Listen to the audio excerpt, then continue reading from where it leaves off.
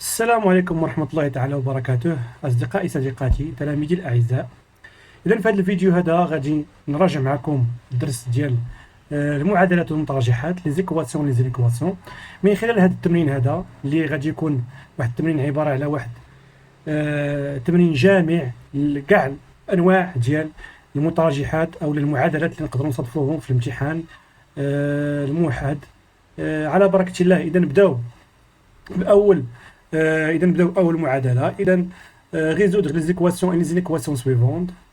حل المعادلات والمتراجحات التالية. إذا أول معادلة تساوي، إذا المعادلة تتقول بأن عندي هنايا 3x moins 2 ناقص 2 est égal 1 plus 7x. إذا بطبيعة الحال دائما إلا بغيت نحل أي معادلة خصني هذا الامر هذا دائما نديرو في راسي، هو اننا دائما نجمع الاعداد او لا اعداد اللي فيهم لي زيكس نجمعهم في طرف، والاعداد اللي فيهم ما فيهمش اكس نجمعهم في طرف اخر. اذا بحال هنا مثلا، اذا 3 اكس هاد 7 اكس غادي تمشي للطرف الاخر، غادي تولي نمشي للطرف الاخر غادي تولي موان 7 اكس تساوي، عندي هنايا واحد نحتفظ به، وعندي هنايا ناقص 2 بتمشي للطرف الاخر بتولي زائد 2. جيد. إذا عندي هنايا 3 إكس ناقص 7 إكس، 3 ديال التفاحات نقصو منهم 7 تفاحات، إذا أنايا فتنكون ضايع فاش؟ في 4 ديال التفاحات، إذا ناقص 4 إكس تساوي 1 زائد 2 تساوي 3. إذا هنا إكس عندي هنا ناقص 4 في إكس، إذا غادي تمشي 4 غادي تمشي للمقام ديال 3، إذا ناقص 4. هنا كانت مضروبة، إذا ديتها الجهة الأخرى غادي تولي مقسومة. إذا هنايا فضروري من هاد الكلمة هادي ولا هاد الجملة. إذا لا solution de cette équation est ناقص 3 على 4. إذا هذه الجملة فهي ضرورية بأننا نكتبوها، خصوصا في الامتحان الجهوي، لأنه حنا ما نعرفوش شكون هو المصحح، فضروري خصنا نكتبو كتابة سليمة باش ناخذ نقطتنا كاملة ومكمولة. مزيان. إذا دوزو دابا المعادلة الثانية. إذا المعادلة الثانية، إذا عندي هنايا 2 زيكس moins 3 fois 4 moins 3x est égal à 0. جيد. إذا إلا تحطوا عندنا هذا النوع ديال المعادلة خصنا نتابعو. إذا هنا اش عندي؟ هنا عندي عدد مضروب مضروب ماذا في عدد. إذا عدد مضروب في عدد تساوي صفر. يعني هنايا اش؟ يعني هنا ممكن أن هذا العدد يساوي صفر، أو ممكن هذا العدد يساوي صفر، أو هما معا. إذا كيفاش ندير الحل ديال هذه المعادلة؟ إذا تنهبط لتحت نقول 2x moins 3 est égal à 0، و إذا هذه المعادلة أو تقبل إما هذا الحل أو هذا الحل أو هما معا. 4x 4 moins 3x est égal à 0. دونك هنايا 2x غادي نديو موان 3 الطرف الآخر بتولي بلس 3 و موان 3x غادي نديو 4 للطرف الآخر بتولي موان 4. دونك هنايا x est égal غادي نديو 2 كتمضروبة هنا تولي هنا مقسمة 3 sur 2 و x est égal à moins 4 sur moins 3. إذا جينا ناقص 3 قسمناها على 4 هنا. دونك أو ناقصة تمشي لي مع هاد ناقص، لأن ناقص على ناقص هي زائد، دونك هي 4 على 3. دونك la solution de cette équation c'est 3 sur 2 ou 4 sur 3. Donc cette équation admet deux solutions. يعني عندها جوج ديال الحلول اللي هو 3 على 2 و 4 على 3. دونك تنكتبوها هنايا. دونك 7 كتبها لكم هنا الجملة 7 équation admet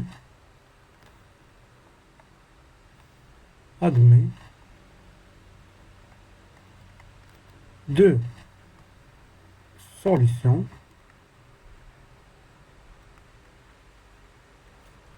donc 3/2 ou 4/3. Très bien. Donc دابا ندوزو المعادلة رقم 3. المعادلة رقم 3 غادي ندير هنا ثالثا. إذا المعادلة رقم 3 هي 3x moins 5 moins x est égal à 1.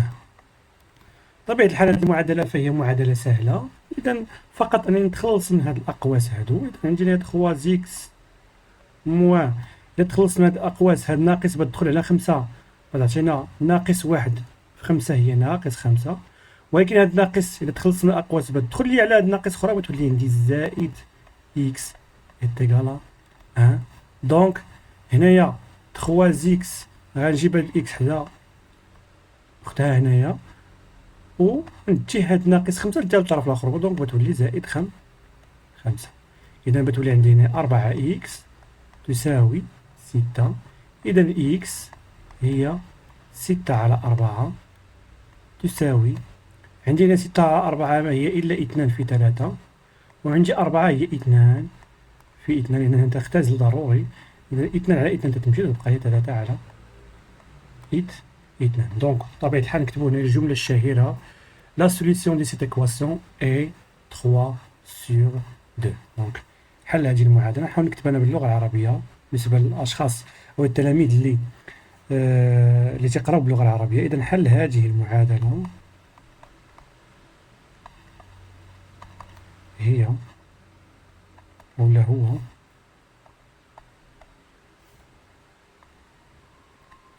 3 على 2. إذا ندوزو المعادلة رقم 4.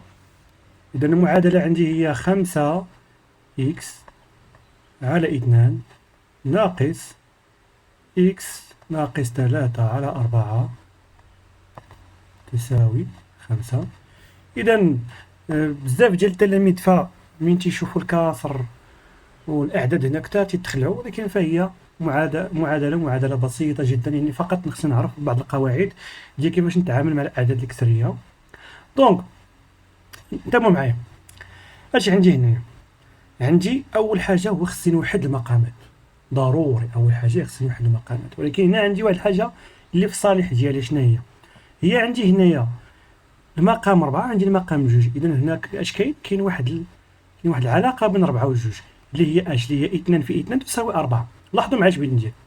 غادي نضرب 2 في هنايا، تقول لي واحد القاعدة إلا ضربتي المقام خصني نضرب تا البسط، فإلا ضربنا البسط والمقام في نفس العدد فإن العدد الكسري لا تغير، تبقى عندي العدد هو. دونك اش بتولي عندي هنا؟ بتولي عندي 10 x على 2 في 2 هي 4 ناقص x ناقص 3 على 4 تساوي 5. إذا جدت هنايا فأحدت لهم المقام، يعني هنا بقى عندي المقام موحد هو 5، هو ماشي 5 هو 4، وهنايا عندي 10 x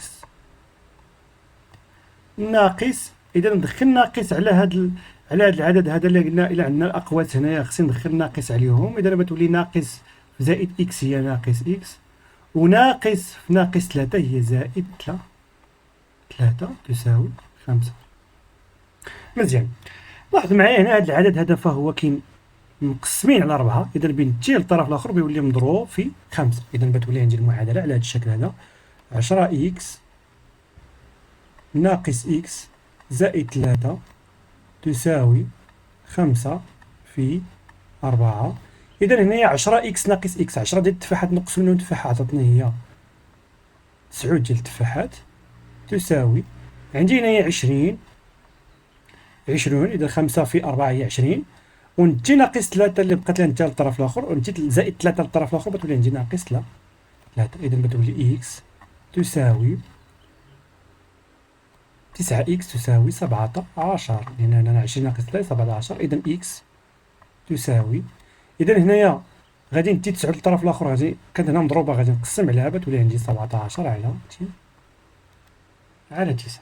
جيد، إذا غندير الجملة الشهيرة ديالتي دونك أولا ألوغ لا solution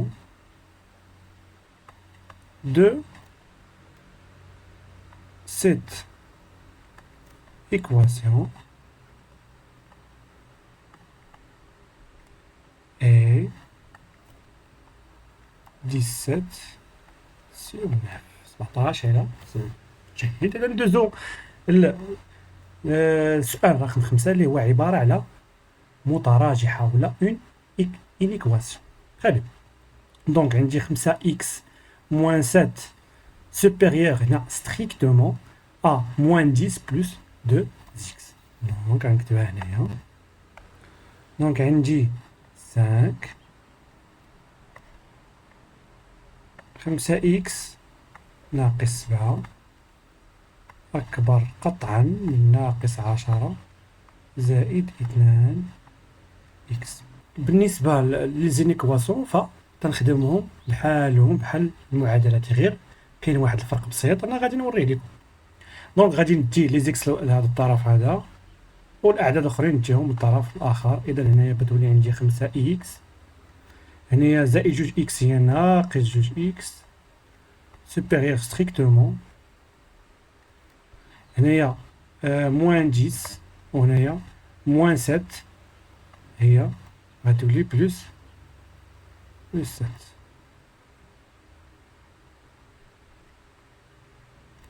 تري بيان. دونك هنا 5 إكس ناقص 5 إكس ناقص 2 إكس هي 3 إكس، وعندي هنا ناقص 10 زائد 7، إذا ناقص 10 زائد 7 هي ناقص 3.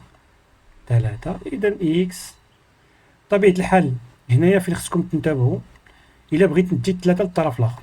جاي هنايا غادي ندي 3 للطرف الآخر بتولي عندي ناقص 3 على 3.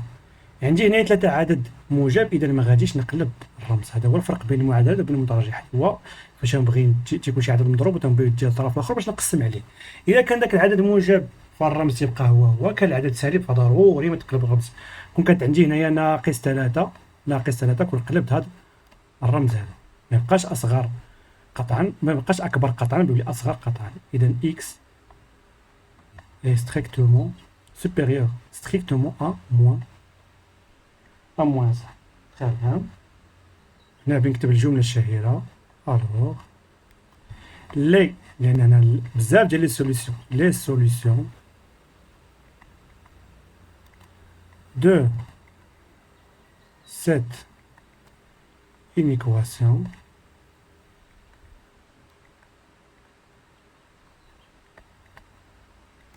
sont les solutions sont les nombres supérieurs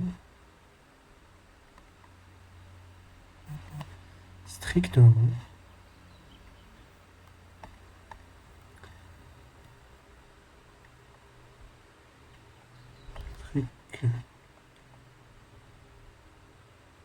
à moins 1. إذا الأعداد أو الحل ديال هاد المتراجحة فهي الأعداد اللي أكبر من ناقص وأكبر قطعا من ناقص 1. إذا بغينا نمثلوهم في مستقيم مدرج، إذا ناخذ مستقيم هنا. جيد، إذا غادي نحط هنايا، إذا غادي نحط هنايا 0، هنا عندي 0، هنا عندي 1 مثلا، هنا عندي ناقص 1. دونك سوبيريور ستريكتومون أي أعداد اللي أكبر من ناقص 1. إذا غادي نلون هاد الجزء هذا، وهنايا واش غادي نحط المعقوفة تتشوف في الحل ولا ما تتشوفش في الحل. عندي هنايا ستريكتومون، عندي ستريكتومون تنحط المعقوفة مما تتشوف في الحل، لأنه الحل هما الأعداد اللي أكبر قطعا من ناقص واحد. ناقص واحد لا ما داخلش في الحلول، ولكن أكبر قطعا من ناقص واحد. إذا المعقوفة خصها تكون ما تتشوفش في الحل.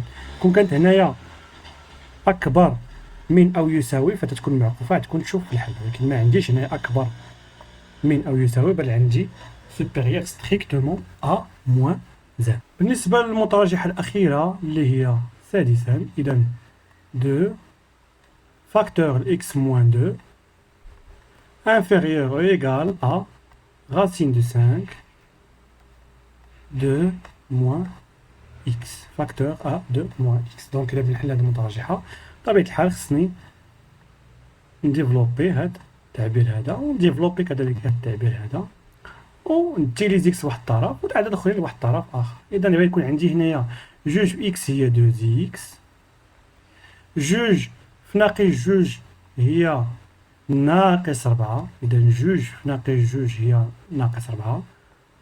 سوبر انفيريور او ايكال ا racine de 5 racine de 5 fois 2 هي 2 fois racine de 5. Racine de 5 fois moins x هي moins racine de 5 x. très bien. إذا ندي الأعداد لواحد الطرف الآخر، الأعداد اللي فيهم لي زيكس واحد الطرف الآخر، الأعداد اللي ما فيهمش إكس نديهم الطرف الآخر. دونك هنا بتولي عندي 2 إكس، هنايا موان راسين دو 5 إكس هي بلوس، ملي كانت عندي الموان راسين دو 5 إكس. دونك هنايا انفيريور و إيكال أ موان 4، خلينا نخلي وهاد موان 4 خليتها الطرف الآخر بتولي عندي بلوس 4، ديت موان 4 خليتها الطرف الآخر بتولي عندي بلوس 4. دونك بتبقى لي هنايا بلوس 2 racine de 5. très bien. دونك هنايا جوج إكس بلوس racine de 5 إكس، دونك غادي نعمل هنايا بإكس، لأن إكس نعمل بها هنايا، دونك غتولي عندي جوج زائد racine de 5 supérieur أو لا inférieur égal à، عندي هنايا بلوس 4 بلوس 2 racine de 5. دونك هنايا غادي نخليها كيما هي، دونك نقدر نخليها كيما هي، اما نقدر نعمل بجوج. اذا بتولي 2 عامل، يعني عملت بجوج لانه ما هي اشنو هي 4 4 هي 2 في 2. اذا نعمل ب 2 بتبقى لي جوج هنايا، بتبقى لي جوج زائد racine de 5. تري بيان. اذا نكملها هنايا. اذا لاحظتوا معايا الملاحظه بانني عندي هنا عدد موجب، لان جوج زائد واحد جذر 5 اللي هو عدد موجب، الا ديتو للطرف الاخر ما غاديش تقلب ليا المتراجحه. اذا بتولي عندي هنايا x inférieur ou égal à 2 sur 2 plus racine de 5 غنقسمها على 2 plus racine de 5. اذا شحال ديال التلاميذ فهما تيشوفوا 2 بلس غاسين دو 5 تيشوفوهم تيتخلعوا. كاين امور بسيطه، فلك تخدم المعادلات ديالك بواحد بقواعد رياضيه سليمه، فما عندك مناش تخاف واخا يكون الاعداد كما بيكون. دونك هنايا غادي نختاز اللي لاحظتوا معايا جوج زائد هنا جوج في جوج زائد جذر 5، بحال كتجي تتعامل مع هذا كانه عدد، يعني عندي جوج في هذاك في واحد العدد على داك العدد. اذا غنختاز هادي مع هادي، اذا غادي يبقى ليا x inférieur ou égal à 2. دونك غنكتب هنايا الجملة الشهيرة ديالنا alors les solutions de cette inéquation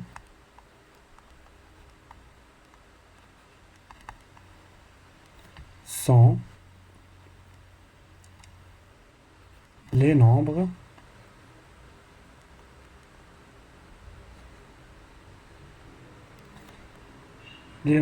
inférieurs أصغر من